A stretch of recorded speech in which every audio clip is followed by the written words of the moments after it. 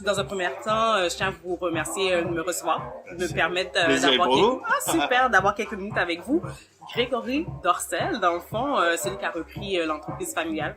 Oui, est-ce que je peux me permettre de dire l'entreprise familiale? Oui, c'est une entreprise familiale, exactement. Exactement, avec des valeurs quand même en arrière que votre père a instauré. Le porte-chic, on s'entend que ça fait pas de la vulgarité. Si vous avez quand même choisi de faire ça dans des châteaux, avoir un cadre à l'intérieur, tout ça, donc. Ouais, c'est surtout qu'on estime que c'est pas parce que c'est du sexe, de l'érotisme, du porno, ça doit être vulgaire, moche, violent. Au contraire, nous c'est peut-être notre pitouche française. Nous, on estime que justement l'excitation, l'érotisme, la fantaisie et le fantasme, ça naît justement de cette petite sophistication. Donc, on est très attaché. Et les recettes de Dorcel, c'est vraiment ça. C'est tout dans le paradoxe. C'est avoir quelque chose qui soit piquant, voire pervers, on peut le dire, mais toujours dans un univers qui soit classe, sophistiqué, élégant. Et voilà, et toujours associé au plaisir. Voilà, c'est pas de la contrainte, c'est pas de la violence, c'est pas tout ça. C'est comme comme ce qu'on peut de vivre le plus piquant à la maison. C'est pas dans la vulgarité. Et voilà, donc c'est cette petite touche, tous ces éléments de détail, etc., qui font un petit plus, qui font notre patte et qui font que, enfin en tout cas nous, on estime que ce sont vraiment, des catalyseurs, on dit d'érotisme et d'excitation. Exactement. Oui, puis vous faites beaucoup, c'est dans les données aussi, hein, la recherche du plaisir sans douleur, ou du moins sans de maltraitance, si on peut dire ça comme ça. Oui, en plus, après le plaisir et la recherche du plaisir, certains veulent rester avec la sexualité qu'ils ont, très bien, et puis ils veulent en rester là, ou au contraire veulent avoir de la distance avec ça, et puis d'autres, au contraire, sont dans une quête, veulent de temps en temps améliorer leur sexualité, aller chercher quelque chose d'un petit peu plus piquant, et à ce moment-là, on est là pour ça. Super. Par contre, il y a une question que je veux quand même vous poser, parce qu'on s'entend que c'est une entreprise, je pourrais dire un peu en avant de son temps. Votre père, justement, dans les années 70, a vu une faiblesse, si on peut dire ça comme ça, et a décidé, avec la technologie qu'il y avait à ce moment-ci, d'amener ça sur les magnétoscopes, d'amener ça à la maison, et éviter les gens d'aller justement au cinéma. Donc, mais on s'entend quand même qu'il y a beaucoup de, comment je peux dire ça, le mot m'échappe, il y a beaucoup quand même de, je vais pas employer le mot rivalité, mais il y a quand même de la compétition, si on peut dire ça comme ça, surtout avec l'Internet, où c'est quasiment... Alors, c'est pas de la compétition, parce que nous, si on regarde l'entreprise Dorcel, on s'est jamais développé aussi fortement que ces 10 dernières années. Hein. Et on s'est développé aussi fortement grâce au digital, grâce à Internet, qui nous a permis d'être un moyen et de communication, de promotion et de distribution international fantastique. C'est-à-dire que jamais on n'aurait pensé il y a 20 ans pouvoir distribuer dans le monde entier instantanément nos productions, nos contenus, nos toys, etc. de façon aussi simple, et faire notre promotion d'une façon aussi simple. Donc pour nous effectivement, le web, comme pour d'ailleurs toutes les industries, ça a été un accélérateur de croissance fantastique, et d'ailleurs aussi pour nos clients, ça a été un outil hyper bénéfique, et aussi un accélérateur de plaisir. Oui. Et de l'autre côté, ça trimballe aussi évidemment ses aspects négatifs. Et donc ces aspects négatifs, ça a été dans un premier lieu le piratage. Oui, et ça, j'en doute pas. Tout à chacun effectivement qui essaie de faire des bons produits, qui investit énormément pour essayer d'apporter la meilleure expérience possible à ses clients. On essaie quand même d'en vivre évidemment, et donc quand on est piraté, évidemment ça fait très mal, surtout quand on investit lourd. Ça c'est une certitude.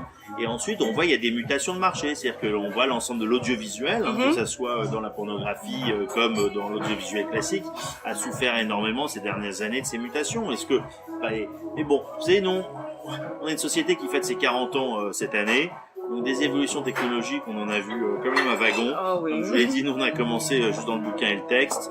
Voilà, chaque innovation technologique apporte son lot d'améliorations, de contraintes qu'il faut appréhender, maîtriser, et voilà. Mais les contraintes qu'on a aujourd'hui, demain, ça en sera encore des nouvelles. Et voilà. Donc, ce qui compte finalement sur 40 ans, c'est quoi ? C'est la marque.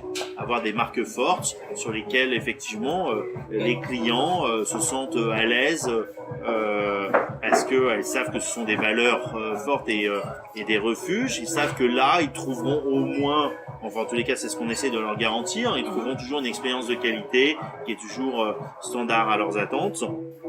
Donc on a deux choses effectivement qui se valent dans le temps, c'est la valeur de la marque et c'est ce qu'elle apporte, la qualité des services, des contenus, des produits qu'elle peut délivrer. C'est les deux choses qui pour nous traversent tous les temps. Oui, puis d'ailleurs, je reviens sur un mot que j'ai dit tantôt. Ouais.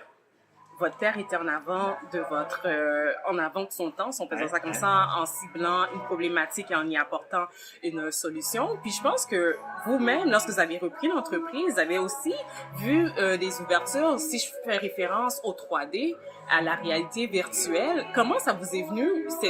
À nous, on est de tout temps, du coup, on a toujours été attentifs aux innovations technologiques, effectivement, depuis l'arrivée de la vidéo. Et bon, déjà d'une chose, effectivement, c'est de notre ADN d'aimer comme des indépendants producteurs. C'est quoi le métier d'un producteur dans le fond? C'est d'avoir une idée, de miser dessus, de financer, de lancer, de voir ce qui se passe en espérant que ça plaise au public. Donc il y a toujours un coup de poker là-dedans à jouer, et dans l'innovation, c'est un petit peu, en tous les cas chez nous, c'est un peu la même chose. Mais nous, on est très excités en général par l'innovation qui va, on pense, amener un vrai plus au consommateur, qui va venir enrichir son expérience. Et dès qu'on a l'impression qu'une innovation technologique va permettre ça, on fonce dessus. Ça a été le cas évidemment de la vidéo à la demande, ça a été le cas de la 3D, ça a été le cas de la réalité virtuelle. Donc, quand on a commencé à voir effectivement les premiers tests, les premiers bouts de technologie, on s'est dit il va y avoir quelque chose de dingue pour le public à créer. Et là, on y va, on fonce, et notre métier là-dedans, et jusqu'à maintenant, on a toujours réussi effectivement à bien maîtriser ces choses-là, c'est déjà de comprendre comment, avec ces bouts de technologie, on peut créer une expérience dingue pour le spectateur.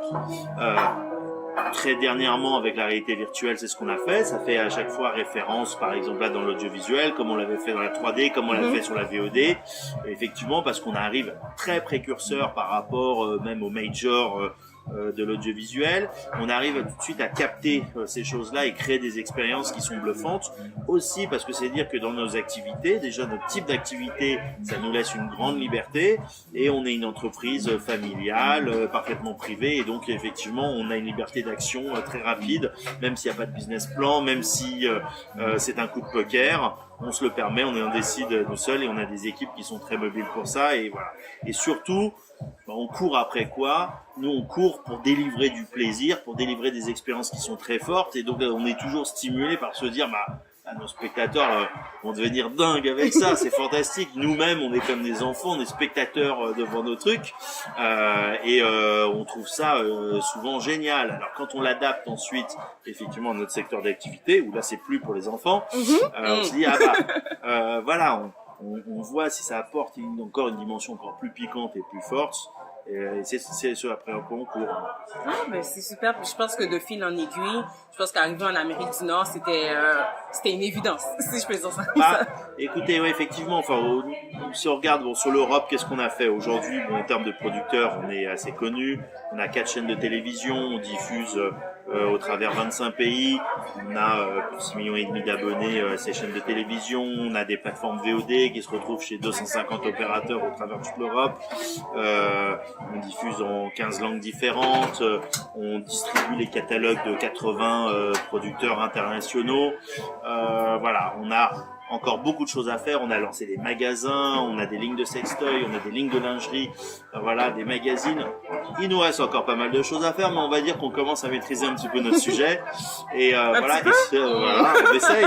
Et donc, c'est pas le tout de faire des bons produits et des bons services, mais ensuite il faut offrir un bon cadre pour pouvoir les distribuer, les amener correctement au public, et que les publics aient à tous les coups une bonne expérience avec. Voilà. Donc ça, c'est ce qu'on a réussi aujourd'hui à maîtriser en Europe. Et maintenant qu'on en est là, on dit bien évidemment, au Québec, je pense que depuis le début de la vidéo, parce que là on nous connaît essentiellement pour nos activités contenues, nos activités de production, on est connu ici dans le monde de la vidéo depuis le début de la vidéo, et parce qu'on a évidemment, on a cette même culture, cette même sensibilité, et donc par essence, au-delà du simple langage, et évidemment à faciliter les choses, on a cette petite touche commune qui fait qu'on a toujours tout de suite eu un succès immédiat, et je pense qu'on répond parfaitement effectivement à la sensibilité des Québécois et globalement des Canadiens. Et du coup, on s'est dit bon bah voilà, bah maintenant ici aussi on peut passer à l'étape supérieure. Exact. Et donc on connaissait Anne-Marie Lozic depuis longtemps, déjà au travers de son émission Séchoppe, forcément Oui. à l'époque où on était souvent le sujet de ces émissions. On l'a connue ensuite elle a monté sa chaîne. Oui, Et voilà, et on s'est dit pourquoi on a monté effectivement un partenariat avec elle pour développer à partir de Montréal toutes nos activités sur l'Amérique du Nord. Une raison qui est assez simple avec Anne-Marie, puisqu'Anne-Marie c'est avant tout une femme de contenu. Oui. Et c'est une femme de contenu qui était soucieuse de créer les bonnes émissions, les bons contenus, les bonnes chaînes pour le public. Et c'est ça qui compte le plus pour nous chez Dorsel, c'est d'abord de veiller à ce que nos clients aient une bonne expérience. Et ce qu'on leur délivre des produits, des contenus de qualité. Le business, il suit de toute façon si ça c'est au rendez-vous. Et ça pour nous, c'est invariable. Et donc, trouver des gens qui sont capables de mener des business, il y en a plein. Trouver des gens qui sont capables de faire des affaires, il y en a plein. Trouver des personnes qui ont comme souci premier, effectivement, de toujours être dans la qualité, dans la satisfaction des clients, il y en a moins. Ouais, ça c'est vrai. Mais vous, on s'entend que vous excellez littéralement sur tous les points. Si on excelle sur tous les points, j'aimerais bien, mais pas encore à mon goût, ça va venir. Non, on a des savoir-faire plus forts sur certaines choses, mais sur d'autres, on a encore plein de choses à développer. Donc voilà, mais voilà, mais petit à petit, voilà, on devient pas mauvais. Non, on peut que s'améliorer, c'est comme du vin. Exactement. Donc je souhaite Monsieur Dorsel bon succès au sein de votre entreprise familiale, très gentil, très merci certainement. beaucoup, Puis merci. bonne continuité parce que je pense que vous êtes quand même parti sur une très bonne lignée. C'est très gentil, merci. Donc encore une fois, merci de m'avoir reçu, C'est c'était moi qui vous vraiment remercie. super. Super, merci.